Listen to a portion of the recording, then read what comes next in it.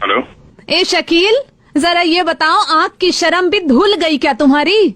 है बच्चे को 600 रुपए के कुर्ते में ईद की नमाज के लिए मस्जिद भेज दिया।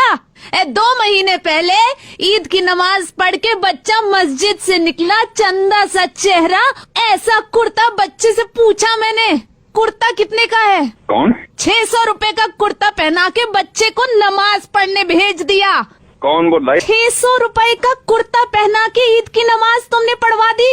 आप कौन है पहले ये तो बताइए आप। 600 रुपए का कुर्ता पहना के कर रहा हूँ। ये क्या ईद गए हो गए 2 महीने? मैंने अपने बेटे को 600 का बनाया, किसी का बनाया। आप कौन है? आप क्या? अरे छोड़ो तुम्हें, अरे तुम्हें इज्जत की इतनी, अरे खानदान की तो इज्जत की परवाह किया करो।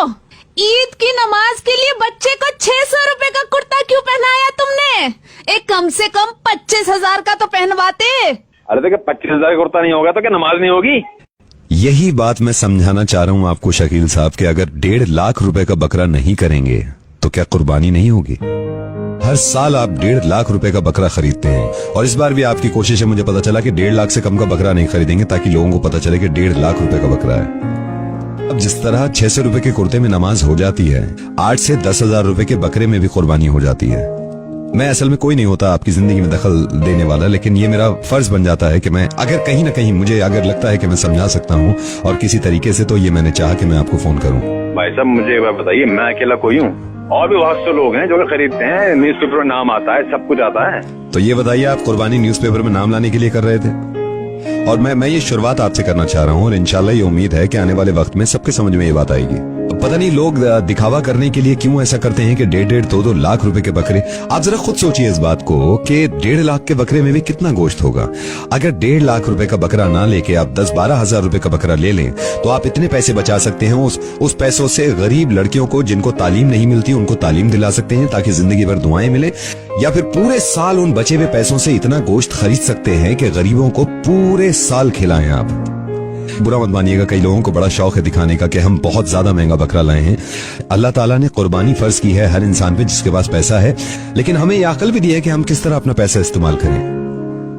और मैं सभी से गुजारिश करूंगा, अगर आप भी सुन रहे हैं इस बात को, तो बहुत सारे लोग हैं जो जानबूझकर बकरे के पैसे बढ़ा के बताते हैं, 4 गुना बढ़ा के बताते हैं। प्लीज जितने का खरीदा हो इतने का बताया करें, क्योंकि हो सकता है कि किसी का कुर्बानी करने का इरादा हो और आपके रेट सुन के वो शायद हिम्मत ना करें कि नहीं इतनी महंगी कुर्बानी तो हम नहीं करेंगे। इस्लाम आसान है, इसको जितना हो सकता है आसान ही रहने दीजिए। इस बात की कितनी ज्यादा खुशी है कि हम सब लोग इंशाल्लाह कुर्बानी करेंगे और अल्लाह ताला हमारी कुर्बानियों को कबूल करे। उन 1.5 लाख रुपयों का कितना इस्तेमाल कर सकते हैं आप अपने रिश्तेदारों में, अपने अजीजों में। कोई इंसान परेशान है, उसको पैसा देके, तो ये ज्यादा बेहतर है। ये सोच के कुर्बानी मत करिएगा, कुर्बानी सिर्फ और सिर्फ अल्लाह ताला के लिए है। और आपसे भी गुजारिश है, प्लीज इस चीज का ख्याल रखें कि आप भी लोगों से कहें और आप मिसाल बन जाएं कि वाकई में आप लोगों को समझाते हैं कि इस तरह का है हमारा दीन।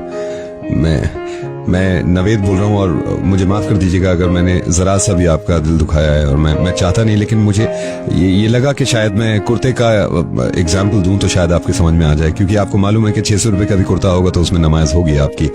बात सुनिए आप मैं इंशाल्लाह आने वाले वक्त में ये तमाम चीजों का ख्याल रखूंगा कि कुर्बानी की तरह हो और उसमें कोई दिखावा ना हो, रियाकारी ना हो।